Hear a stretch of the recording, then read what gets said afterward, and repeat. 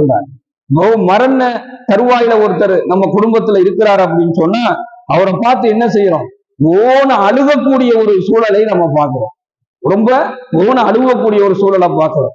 ஒப்பாரி வைக்கக்கூடிய ஒரு சூழலை பார்க்கிறோம். இஸ்லாமிய சமூகத்திலேயே முஸ்லிம்களுடைய குடும்பங்கள்லயே ஒருத்தர் சக்கராத்தினுடைய வேதனையில துடிச்சுக்கிட்டு இருந்தாருன்னா ஒரு பக்கம் நின்று அழுகிறது, இன்னொரு பக்கம் ஒப்பாரி வைக்கிறது, இன்னொரு பக்கம் கத்துறது, இன்னொரு பக்கம் கதறது, சப்தம் விடுவது. இன்னும் சில ஆட்கள் எல்லாம் பார்த்தோம்னா இறைவனையே சபிப்பான். ஏன் இறைவா உனக்கு மனசாட்சியே இல்லையா? எங்க அத்தாவை இப்படி கொண்டுட்டு போறியே, எங்க அம்மாவை இப்படி கொண்டுட்டு போறியே என்பதாக என்ன செய்வான்? அல்லாஹ்வையும் சபிக்கக்கூடிய சில கூட்ட மக்களை எல்லாம் நம்ம பார்க்கிறோம். இறைவனையே சபிப்பது, இதெல்லாம் பெரும் கெட்ட குணங்களாக இருக்குது.